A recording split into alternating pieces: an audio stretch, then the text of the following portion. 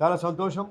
రాష్ట్రంలో నిన్న అసెంబ్లీలో బీసీ బిల్లు పాస్ చేసుకోవడం, ఈరోజు ఎస్సీ వర్గీకరణ చేసుకోవడం, నాడు చేవెళ్ళ సభలో చేసిన నిర్ణయానికి కాంగ్రెస్ పార్టీ, అట్లే కామారెడ్డి సభలో చేసిన నిర్ణయానికి కాంగ్రెస్ పార్టీ చేసేదే చెప్తుంది. మరి ఆ విధంగా కాంగ్రెస్ పార్టీ మాట మీదనే నిలబడుతుంది.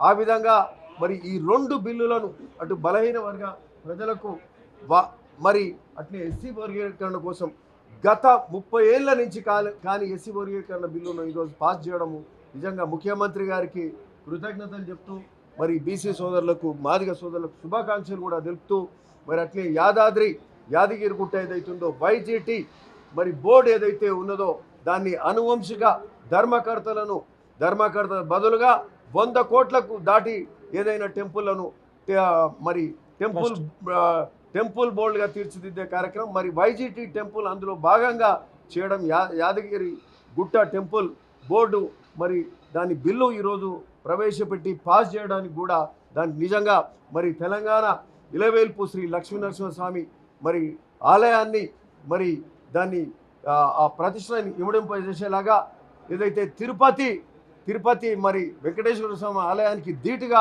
ఇక్కడ యాదగిరిగుట్ట బోర్డును కూడా తీర్చిదిద్దడానికి మరి ఈరోజు ఆ బిల్లు పాస్ చేయడం నిజంగా చాలా సంతోషంగా ఉంది. మరి యాదాద్రి, ముఖ్యంగా భువనగిరి ఆ ప్రాంతం అంతా కూడా, అక్కడ ఒక పక్క బసవాపురం కానీ, రాయగిరి చెరువు కానీ, అటు భువనగిరి ఫోర్ట్ కానీ, ఆ ప్రాంతం అంతా కూడా డెవలప్ చేయడానికి వీలవుతుంది. ఒక టూరిస్ట్ సెంటర్గా, ఒక ఆధ్యాత్మిక కేంద్రంగా మరి అవన్నీ కూడా డెవలప్ చేయడానికి, అభివృద్ధి పరచడానికి భాగంగా మరి ఈరోజు ఆ బిల్లు కూడా పాస్ చేసుకోవడం చాలా సంతోషం. Thank you.